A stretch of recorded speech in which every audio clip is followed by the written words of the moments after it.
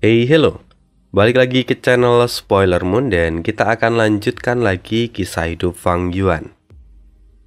Di part sebelumnya, Fang Yuan terjepit di dalam situasi yang sangat rumit.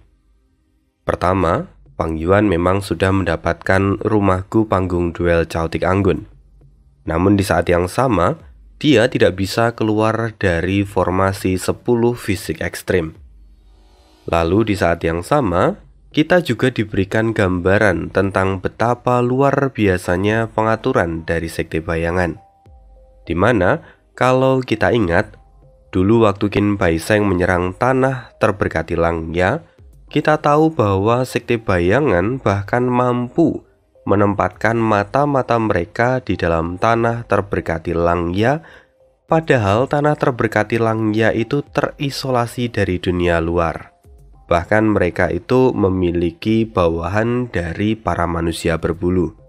Entah bagaimana cara mereka melakukan itu. Dan kemudian di part kemarin kita kembali dikejutkan. Karena rupa-rupanya Sekte Bayangan juga sudah menempatkan mata-matanya di dalam pengadilan surgawi. Yang mana pengadilan surgawi ini adalah puncak dari segala kekuatan di benua tengah. Jelas itu pengaturan yang tidak biasa. Dan jujur itu adalah momen yang mind-blowing. Karena bahkan memang tidak tertebak sama sekali. Ya setidaknya untuk Ane sendiri. Karena Andi tidak bisa menebak alur cerita itu.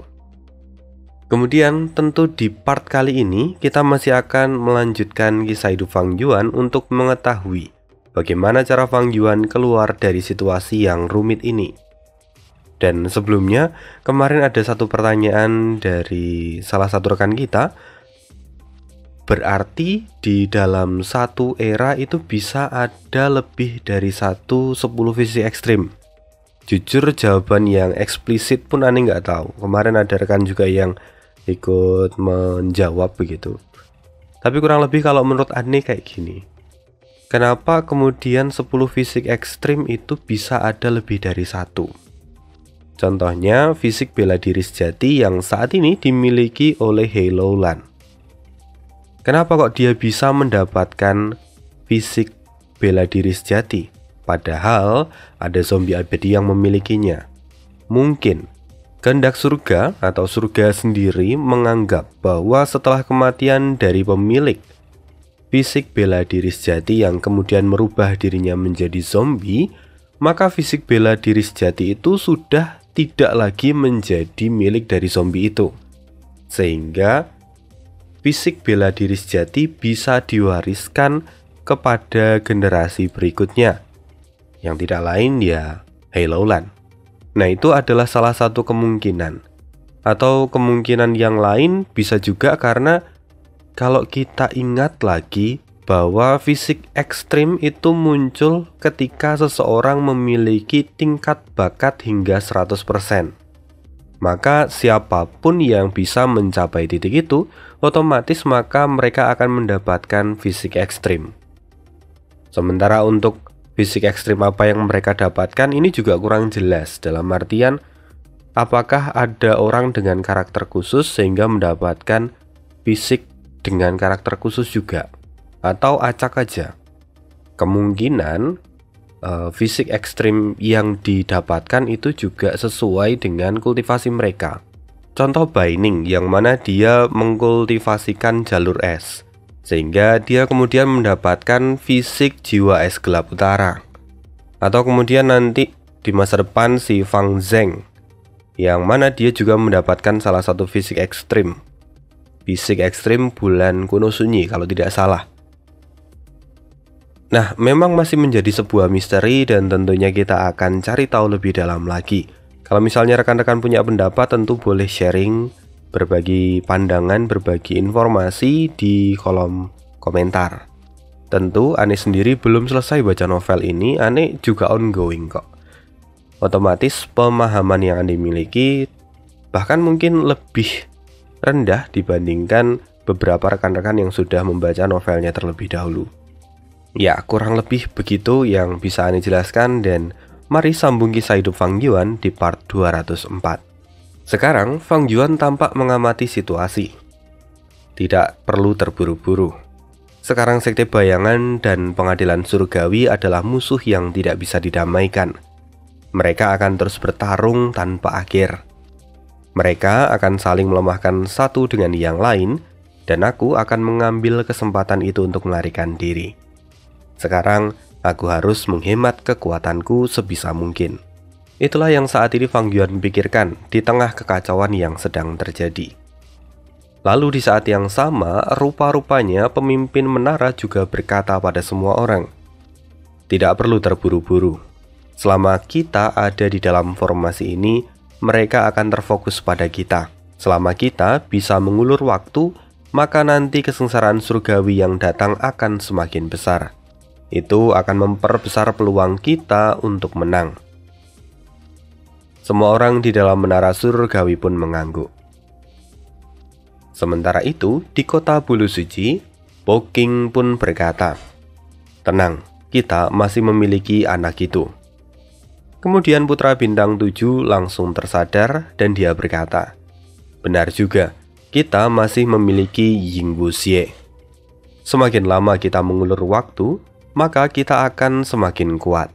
Bahkan ketika dia mencapai puncak, menara pengadilan surgawi pun tidak akan bisa berkutik. Terlebih, Ying Wuxie juga mengembangkan jalur mimpi yang tidak akan bisa dihentikan oleh apapun." Lucunya saat ini, ketiga pihak itu tidak ada yang terburu-buru untuk mengalahkan satu dengan yang lain. Mereka justru ingin menyeret pertarungan ini menjadi pertarungan jangka panjang. Masing-masing dari mereka memiliki pandangan tersendiri dan menurut mereka itu adalah jalan terbaik untuk dipilih. Kemudian, setelah mendengar putra bintang 7 menyebut namanya, Ying Wuxie lalu mendekat. "Apa kalian sedang membicarakan aku?" Kemudian putra bintang 7 mengangguk. "Benar, kau adalah kartu truf kami. Bahkan pemimpin menara pengadilan surgawi tidak akan bisa menyimpulkan dirimu. Semakin lama kamu akan menjadi semakin kuat. Tapi kamu juga harus bijak. Karena semakin kuat gerakan pembunuh yang kamu gunakan, itu akan menggunakan konsumsi gu yang jauh lebih banyak. Karena itu, kamu tidak boleh bertindak sembarangan." Mendengar itu, Ying Wuxie tampak sedikit ketakutan. Dia berkata, "Mendengar perkataan dari paman zombie, aku mulai merasa gugup." "Oh, tenanglah, kau pasti bisa melakukannya." Putra bintang 7 segera menenangkan Ying Wuxie. Sementara itu, petir terus menyambar-nyambar di luar. Ini adalah kekuatan dari kesengsaraan surgawi yang menjadi semakin kuat. Karena kekuatan besar ini, Fang Yuan pun akhirnya tidak bisa bergerak dengan bebas. Untuk sementara waktu, kini ketiga rumahku saling bentrok satu dengan yang lain, dan mereka menyerang, menghindar, serta menjaga jarak. Sungguh ini menjadi pertarungan daya tahan. Dan tak terasa waktu pun berlalu. Kini Ying Wuxie kembali mengalami kenaikan tingkat.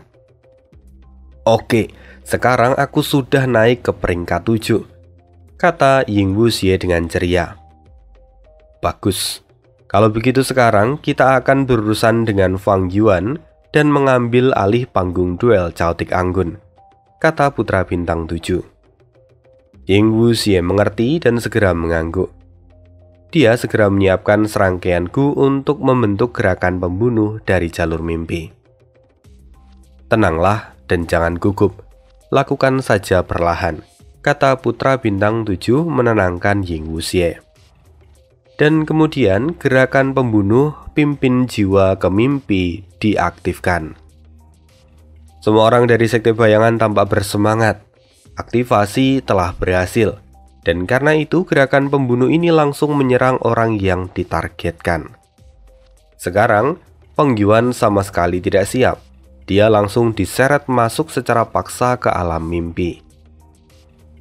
Kali ini, Fang Yuan rupanya kembali dibawa ke dalam paviliun danau milik Yang Mulia Konstelasi Bintang. Yang Mulia Konstelasi Bintang kini bernyanyi sambil memainkan kecapi.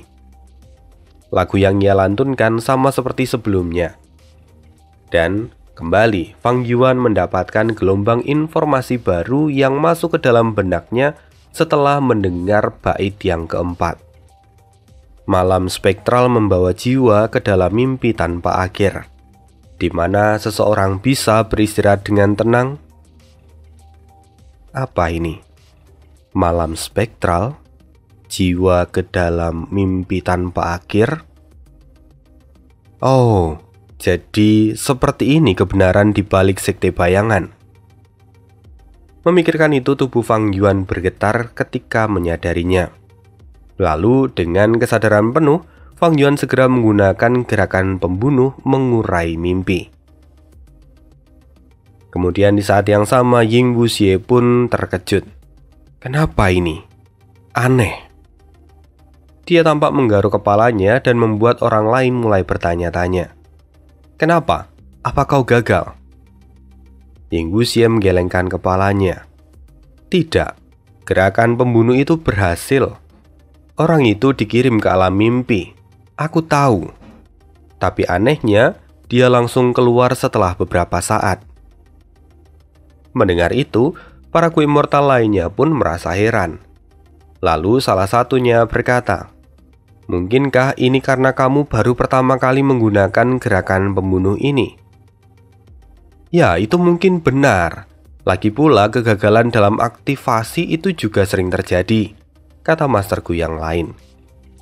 Namun Ying Wuxie merasa aneh. Bagaimanapun dia yakin bahwa gerakan pembunuhnya berhasil, dan tidak mungkin orang biasa lepas dari gerakan pembunuhnya. Sekali lagi Ying Wuxie menghela nafas. Dia ingat bahwa Fang Yuan itu hanya peringkat 6, dan menurut akal sehat, Ying Wuxie jelas jauh lebih unggul daripada Fang Yuan. Sementara itu, di dalam panggung duel Chaotic Anggun, kini Fang Yuan tampak sangat berkeringat. Dia hampir saja celaka. Untungnya, dia tidak pernah bersantai-santai selama ini. Dia sudah mengumpulkan banyak gu dari alam mimpi serta buah mimpi musim semi. Dengan semua benda itu, Fang Yuan sungguh terbantu di momen yang krusial ini. Pada akhirnya, Fang Yuan berhasil menghindari sergapan dari sekte bayangan. Sial, kita gagal menangkapnya, kata para kru immortal yang ada di dalam kota bulu suci. Ying Wuxie kembali menggaruk kepalanya. Dia masih merasa aneh. Namun di saat yang sama dia juga mulai khawatir. Dia berkata lagi, "Biar ku coba lagi." Segera Ying Wuxie mengaktifkan gerakan pembunuh pimpin jiwa ke mimpi. Lalu Fang Yuan pun sekali lagi diseret ke alam mimpi. Fang Yuan kembali memimpikan hal yang sama. Tapi kali ini yang mulia konstelasi bintang tidak lagi bernyanyi. Dia hanya tersenyum sambil memainkan sitarnya. Fang Yuan tahu bahwa musik ini sangat indah, namun dia tidak punya waktu untuk menikmatinya. Lalu, Fang Yuan segera menggunakan gerakan pembunuh mengurai mimpi sekali lagi. Singkatnya, Fang Yuan pun berhasil kembali ke dunia nyata. Sementara itu, Ying Wuxie kembali dibuat terkejut. Apa yang sebenarnya terjadi?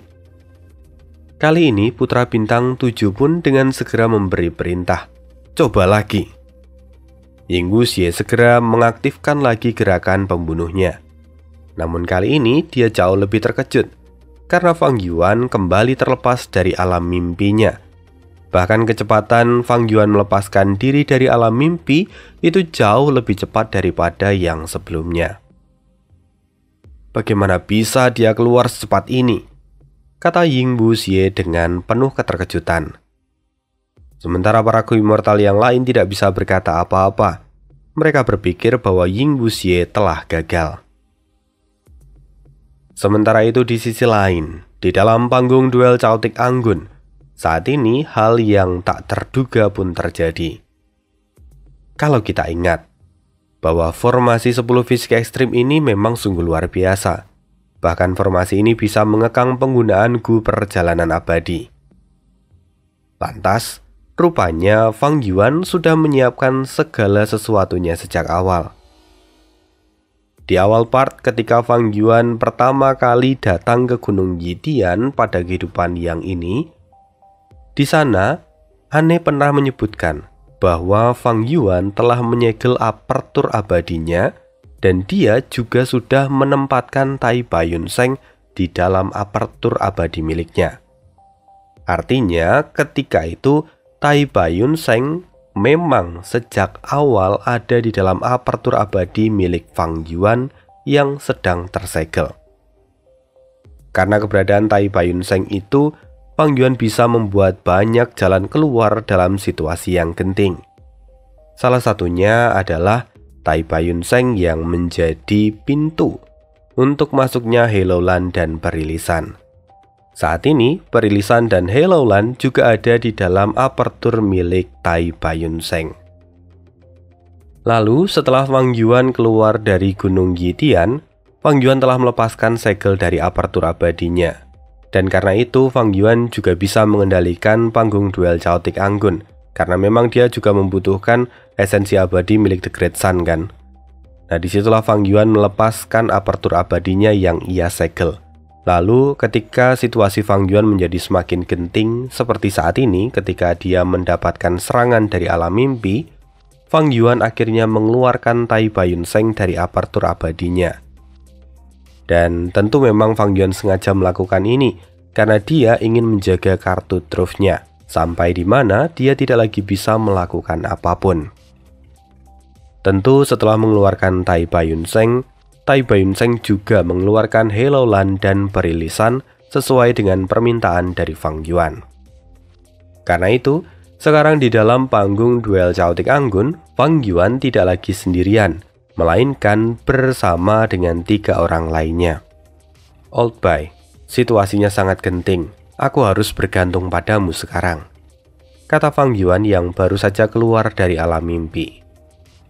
Meskipun Fang Yuan memiliki gerakan pembunuh mengurai mimpi, namun dia masih memerlukan waktu untuk keluar dari alam mimpi. Jika musuh memanfaatkan momen ini, maka pada akhirnya dia hanya akan tertangkap.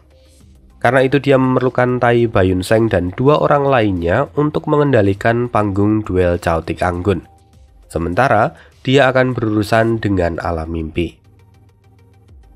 Mendengar perkataan dari Fang Yuan, Tai Baiyunseng tampak serius. Keringatnya bahkan sampai mengalir di pelipis kepala. Fang Yuan, kau benar-benar membuat taruhan yang sangat besar, kata Tai Baiyunseng. Mendengar perkataan ini, Fang Yuan pun tertawa. Untuk menjadi kuat, laki-laki harus berani bertaruh.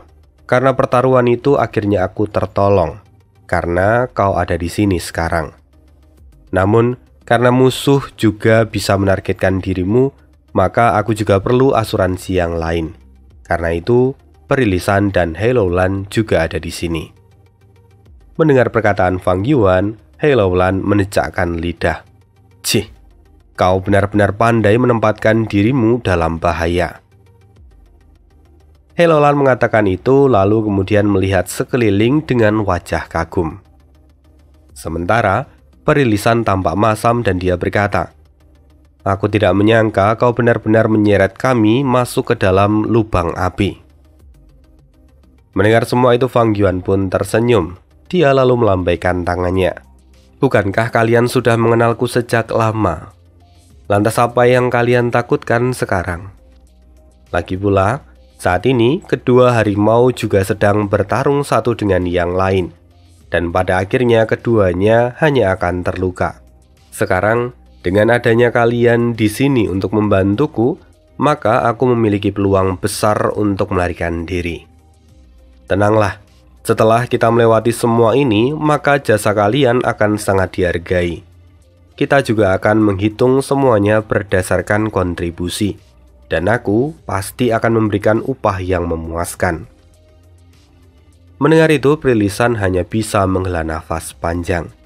Lagi pula, memang dia juga tidak bisa menolak permintaan dari Fang Yuan. Karena dalam perjanjian mereka yang baru, masing-masing pihak bisa mengajukan satu permintaan bantuan yang tidak bisa ditolak. Karena itu, pada akhirnya dia harus membantu Fang Yuan.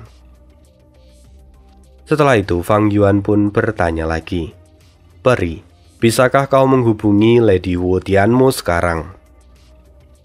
Di situasi saat ini, semakin banyak bantuan yang datang, tentu itu akan menjadi semakin baik. Perilisan pun tahu bahwa saat ini mereka telah jatuh ke dalam rencana Fang Yuan. Bahkan situasi ini memang sangat genting. Mau tidak mau, dia memang harus meminta bantuan dari Huo Tianmu. Namun, ekspresi Perilisan tampak masam. Dia berkata, "Aku tidak bisa menghubunginya. Informasi ini membatasi jalur informasiku." Setelah mendengar itu, Fang Yuan pun mengerti. Sepertinya kita memang harus keluar dari formasi ini terlebih dahulu. Sementara itu, waktu terus berlalu dan kesengsaraan surgawi menjadi semakin kuat. Namun yang datang berikutnya bukan kesengsaraan surgawi biasa. Semua orang terkejut. Ini kesengsaraan besar. Sementara pemimpin menara tertawa sambil mengelus jenggotnya. Kesengsaraan besar telah turun. Ini bukan sesuatu yang bisa dihindari dengan mudah. Mungkin menjadi pertanyaan, apa kesengsaraan besar itu? Pertama, kita harus pahami dulu dasarnya. Para Guru Immortal peringkat 6, mereka akan mengalami yang namanya bencana duniawi setiap 10 tahun. Dan kemudian akan mengalami kesengsaraan surgawi setiap 100 tahun. Kemudian setelah mereka melewati 3 kesengsaraan surgawi, maka mereka akan menjadi Guru Immortal peringkat 7. Di sini kita bisa lihat bahwa kesengsaraan surgawi bagi ahli peringkat 6 itu sebagai puncak, di mana mereka nanti bisa menerobos ke peringkat 7. Tentunya kalau mereka bisa melewati semua itu kan mereka akan mendapatkan tanda Dao dan yang lainnya. Sehingga kemudian mereka akan mampu menjadi seorang Guru Immortal peringkat 7. Kemudian bagaimana dengan para Guru Immortal peringkat 7? Nah, mereka juga akan mengalami bencana duniawi setiap 10 tahun, kesengsaraan surgawi setiap 50 tahun, agak berbeda dengan yang peringkat 6, di mana di sini kesengsaraan surgawinya terjadi setiap 50 tahun, dan mereka juga akan menghadapi kesengsaraan besar setiap 100 tahun. Baru setelah melewati 3 kesengsaraan besar, maka Guru Immortal peringkat 7 akan naik ke peringkat 8. Nah, di sini kita bisa lihat ada tingkatan, di mana yang paling bawah itu adalah bencana duniawi, kemudian naik ke tahap berikutnya kesengsaraan surgawi, dan yang ada di atasnya lagi adalah kesengsaraan besar. Nah, hal ini terus berlanjut. Kalau untuk Guru Immortal peringkat 8, maka mereka akan menghadapi kesengsaraan surgawi setiap 10 tahun. Berbeda bahwa di sini sudah tidak ada lagi bencana duniawi. Kemudian kesengsaraan besar setiap 50 tahun, dan yang terakhir adalah kesengsaraan abadi setiap 100 tahun. Setelah melewati 3 kesengsaraan abadi, maka seorang Guru Immortal peringkat 8 akan naik ke peringkat 9 yang tak terkalahkan. Jadi, tingkatan dari bencana kesengsaraan kalau misalnya diurutkan, otomatis yang paling bawah adalah bencana duniawi, kemudian kesengsaraan surgawi, kesengsaraan besar, dan yang terakhir adalah kesengsaraan abadi. Dan setiap bencana kesengsaraan juga bisa memiliki perbedaan kekuatan. Meskipun sama-sama bencana duniawi atau meskipun sama-sama kesengsaraan surgawi. Nah, tingkatnya itu juga bisa berbeda-beda di antara Master Gu yang pertama dan yang kedua, antara seorang Master Gu dengan yang lainnya. Nah, semuanya itu akan bergantung pada kualitas dari apertur yang dimiliki oleh sang Master Gu itu. Tentunya yang paling sulit adalah bencana kesengsaraan yang akan dialami oleh para pemilik 10 fisik ekstrim, karena merekalah pemilik kualitas apertur tertinggi. Nah, tambahan informasi bahwa karena alasan ini juga belum pernah ada dalam sejarah para pemilik dari fisik ekstrim yang bisa melangkah sampai ke peringkat 9. Semuanya terhenti di peringkat 8, atau bahkan mereka sudah mati sebelum mencapai peringkat 8. Ya, semua itu terjadi karena kesengsaraan yang mereka alami itu jauh lebih sulit daripada Gu Immortal biasa. Bayangkan, di dalam sejarah saja, itu hanya ada 10 orang yang berhasil melewati kesengsaraan abadi. Dan mereka ini adalah orang-orang yang kemudian dikenal dengan julukan yang mulia pada setiap namanya, baik itu yang mulia abadi ataupun yang mulia iblis. Begitu ya. Jadi itu sekilas gambaran tentang bencana kesengsaraan, sehingga kita punya pemahaman tentang kesengsaraan besar. Kita kembali ke dalam ceritanya. Saat ini, seluruh Gunung Yitian dan yang ada di sekitarnya semuanya menghadapi kesengsaraan besar. Hal ini membuat semua orang pun menjadi waspada. Bahkan jika pemimpin menara sebelumnya terlihat gembira, bukan berarti mereka boleh lengah. Mereka harus mengamati dan juga menghindari kesengsaraan surgawi ataupun kesengsaraan besar yang datang. Kalau tidak, pada akhirnya mereka sendirilah yang akan celaka. Melihat semua ini, Bichen Tian tertawa. Ini sungguh luar biasa. Bahkan tanpa kita melakukan apapun, pihak lawan sepertinya tidak akan bisa bertahan. Mendengar itu, pemimpin menara pun berkata, pihak musuh mungkin memang kuat, tapi bagaimana mungkin mereka bisa melampaui surga dan bumi? Pada akhirnya, manusia itu harus menghormati surga dan bumi. Bahkan para yang mulia sebelumnya pun tidak bisa menentang surga dan bumi. Pada akhirnya, mengikuti kehendak surga dan bumi adalah jalan kultivasi yang sejati. Itulah kata dari pemimpin menara, dan ini menarik bahwa beberapa kali kita itu mendengar dari mulut Fang Yuan bahwa menentang surga itu adalah jalan dari seorang kultivator. Bahkan di komik yang lain pun sama dikatakan seperti itu juga. Menentang surga adalah jalan dari seorang kultivator. Tapi hari ini akhirnya ada orang yang memberikan statement yang berbeda. Dan ya, kita tentu akan melihat yang manakah yang kemudian akan bisa mencapai puncak. Menentang surga atau mengikuti kehendak surga. Sekarang, kedahsyatan dari kesengsaraan besar mulai menghantam 3 rumah Gu yang ada di dalam formasi. Kekuatan itu mengerikan. Sampai ketiga rumah Gu itu mulai mengalami retak di beberapa titik. Untuk saat ini mereka semua hanya bisa bertahan dan menghindar. Pemimpin menara pun berkata, Gu Nasib ada di dalam menara ini, dan salah satu bahan untuk memperbaikinya adalah kehendak surga. Sementara kesengsaraan besar adalah wujud dari kehendak surga. Kita akan mengikuti kehendak surga dan menegakkan kebenaran. Karena itu, menara kita mengalami jauh lebih sedikit kerusakan kalau dibandingkan dengan para pendosa itu. Perkataan pemimpin menara benar-benar menstimulus para ahli yang ada di dalam menara pengadilan surgawi. Mereka semua kini tampak bertekad.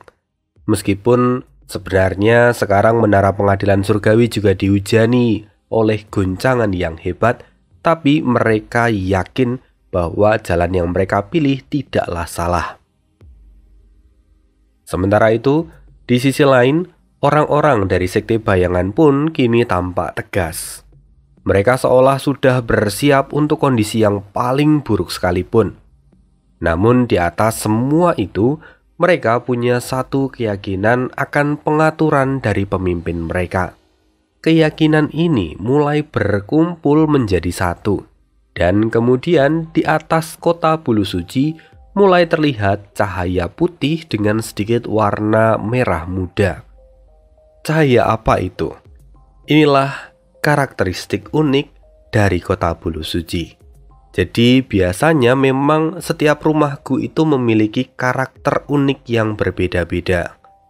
Misalnya, panggung duel Chaotic Anggun sebelumnya dikatakan oleh Fang Yuan bahwa dia mengembangkan jalur waktu dan kemudian dapat menangkap serta mengembalikan serangan yang ia terima.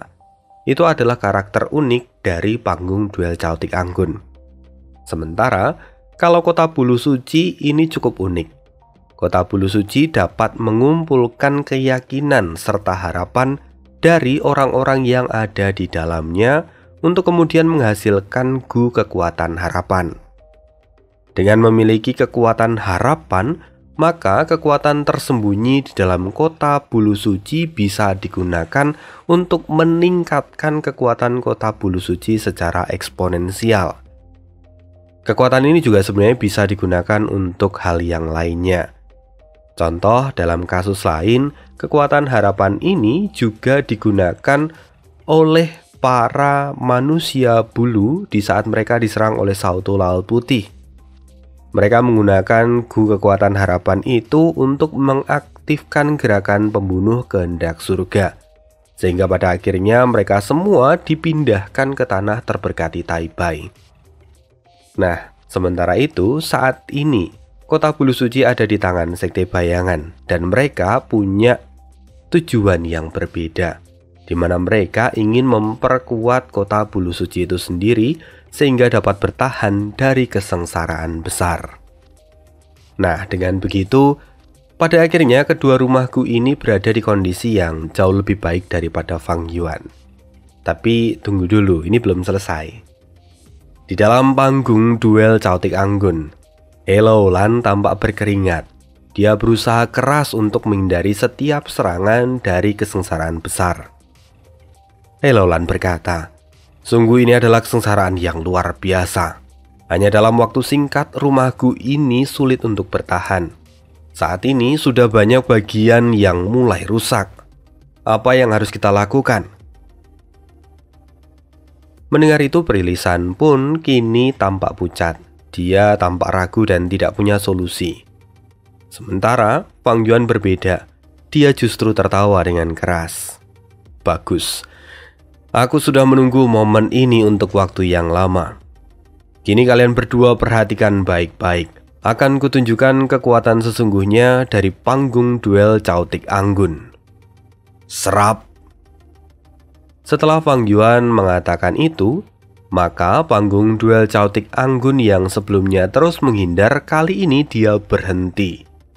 Panggung duel Caotik Anggun mulai menyerap setiap serangan yang hendak mengenai bagian tubuh dari rumah gu itu. Kemudian semua serangan yang diserap dipantulkan lagi dengan energi yang jauh lebih kuat. Kesengsaraan besar sebelumnya sudah seperti hujan Vajra emas. Lalu karena dikembalikan oleh Fang Yuan, maka Vajra emas itu saling berbenturan satu dengan yang lain.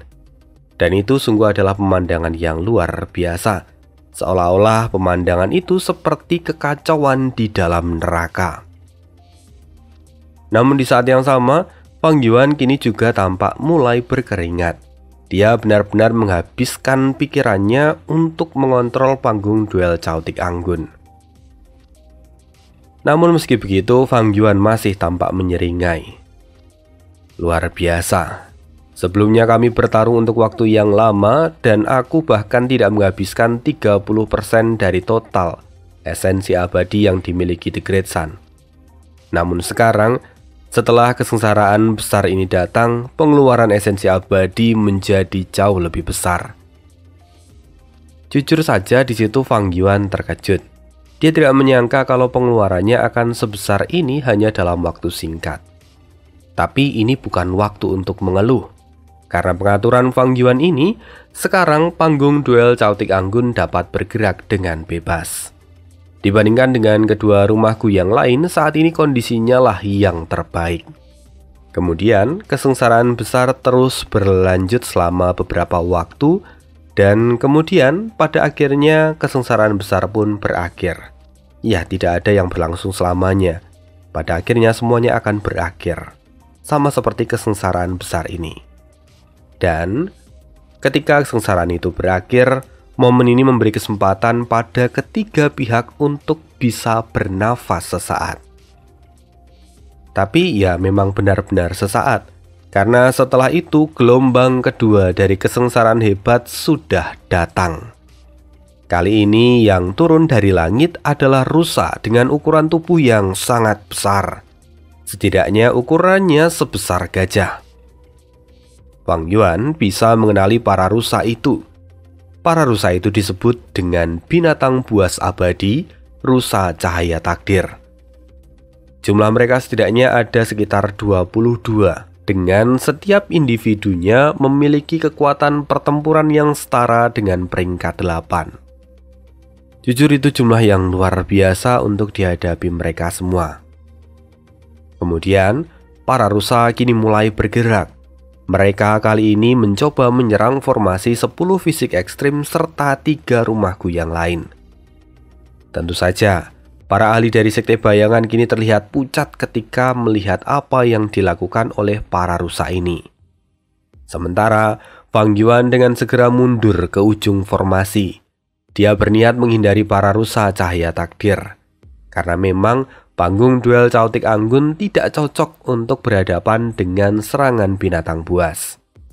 Kita harus ingat lagi karakteristik unik dari panggung duel Chaotic Anggun. Rumahku ini hanya bisa menyerap serangan jarak jauh, seperti kesengsaraan besar sebelumnya. Sementara kalau yang dihadapi adalah binatang buas, maka itu akan menjadi sebuah kesulitan. Karena itu, Fang Yuan lebih memilih untuk menyingkir. Sementara untuk para rusa yang sudah terlanjur mengejar Fang Yuan, mereka diusir. Untungnya Fang Yuan sempat menyimpan Vajra emas dari kesengsaraan sebelumnya. Dan dengan itu semua, Fang Yuan dapat menakut-nakuti para rusa cahaya takdir. Karena itu sekarang, setelah kesengsaraan kedua datang, kondisi dari ketiga pihak pun telah berubah, di mana yang memiliki kondisi terbaik adalah pengadilan surgawi.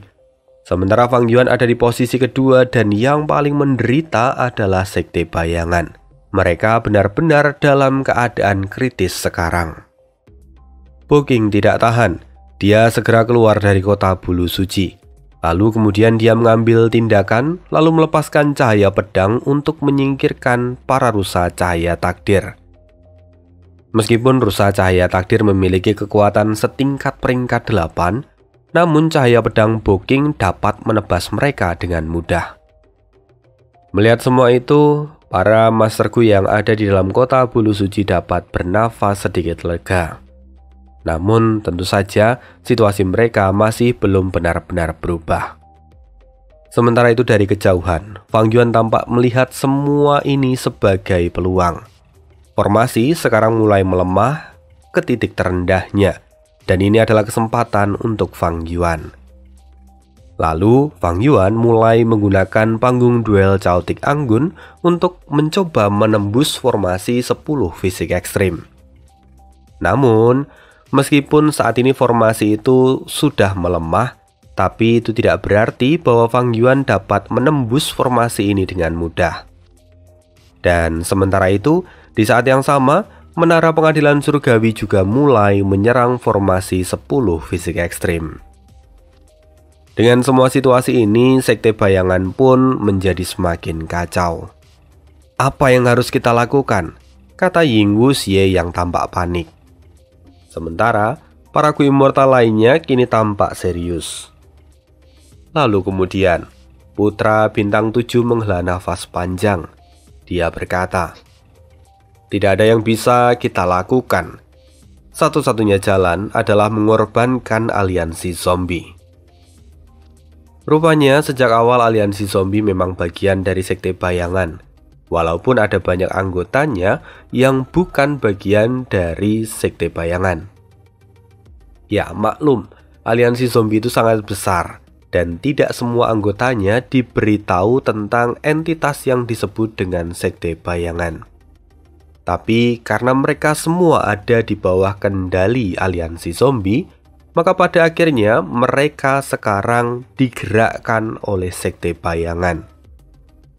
Demi melindungi formasi dan juga kota Bulu Suci, Sekte Bayangan mengambil keputusan. Mereka akan menggunakan kekuatan dari seluruh aliansi zombie. Segera, para zombie abadi mulai bermunculan, mulai dari peringkat 6 hingga peringkat 8. Aura mereka benar-benar mengejutkan, Terlebih kehadiran mereka dalam jumlah yang besar. Mereka semua tidak bisa dipandang sebelah mata. Dan di saat yang sama, Helloland terkejut. Itu?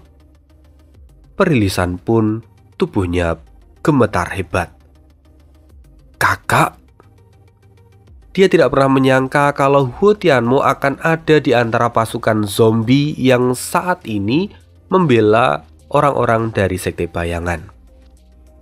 Tapi kalau diperhatikan lagi, anehnya semua zombie abadi itu tampak memiliki mata yang kosong, termasuk Huo Tianmo, seolah-olah mereka itu tidak memiliki kesadaran mereka sendiri dan sedang dikendalikan.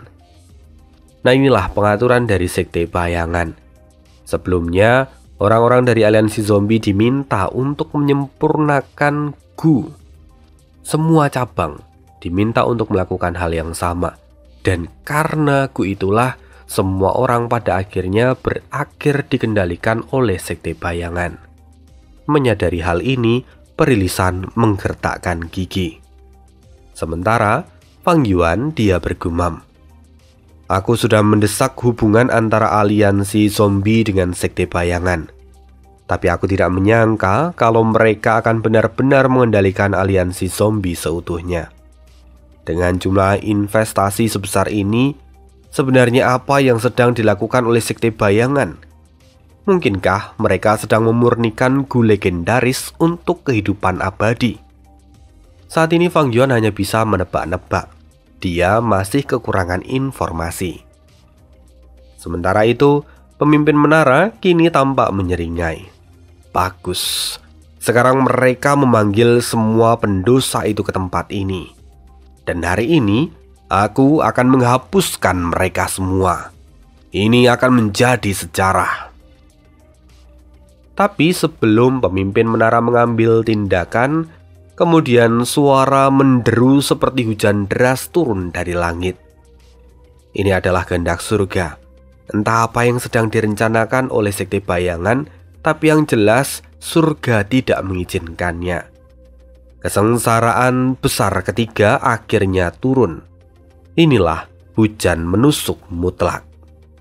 10 formasi fisik ekstrim kini mengalami pukulan besar karena kesengsaraan besar yang ketiga ini. Sementara ketika Fang Yuan melihat hal ini, dia segera memobilisasi esensi abadi milik The Great Sun untuk kemudian mengendalikan panggung duel Chaotic Anggun dan menyerap hujan yang jatuh. Tapi kali ini dia sungguh merasa kesulitan. Bahkan tingkat kesulitannya berkali-kali lipat daripada kesengsaraan besar yang pertama. Karena itu, saat ini panggung duel Chaotic Anggun hampir tidak bisa menahan semua tetesan air hujan itu.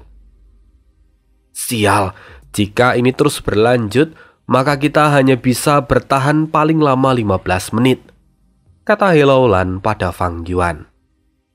Fang Yuan pun menggertakkan gigi. Sementara di saat yang sama, Sekte Bayangan pun jauh lebih menderita. Para zombie abadi yang baru saja berdatangan, mereka semua menderita karena dihujani tanpa perlindungan. Jeritan terdengar di mana-mana, dan setelah 15 menit, semuanya berakhir. Kesengsaraan surgawi yang ketiga juga sudah berakhir.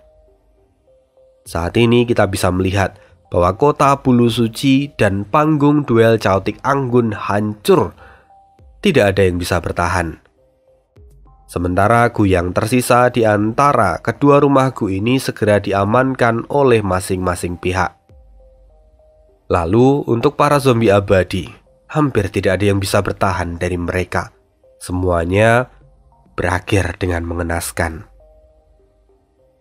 Lalu, dari ketiga rumah Gu yang ada di sana, hanya menara pengawas yang kini masih bertahan. Tapi meski begitu, seluruh menara pun kini benar-benar dipenuhi retakan. Kondisi mereka juga menyedihkan. Sementara di dalam, pemimpin menara tertawa keras. Sesuai dugaanku, semuanya berakhir dan pemenang terakhir tetaplah pengadilan surgawi. Pemimpin menara puas. Di matanya sekarang terlihat bahwa semua orang telah mati karena kesengsaraan besar. Tapi itu di mata pemimpin menara surgawi.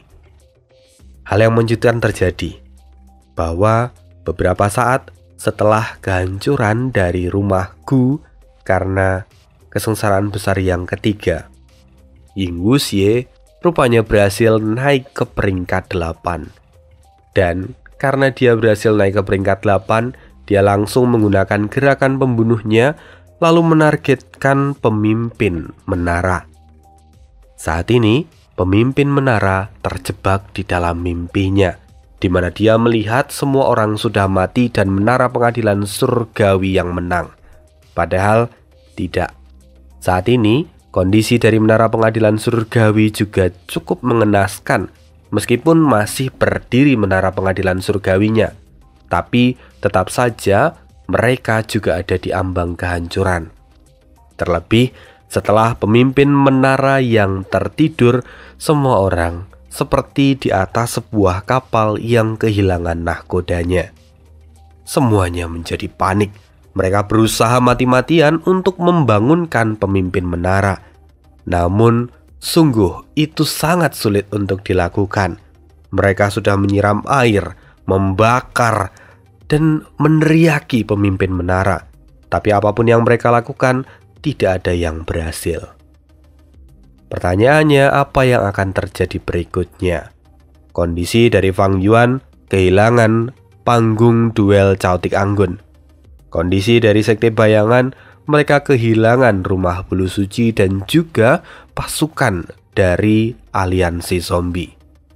Lalu, kondisi dari menara pengadilan surgawi, saat ini mereka masih memiliki rumah Gu, tetapi pemimpinnya masuk ke dalam alam mimpi. Apa yang akan terjadi berikutnya?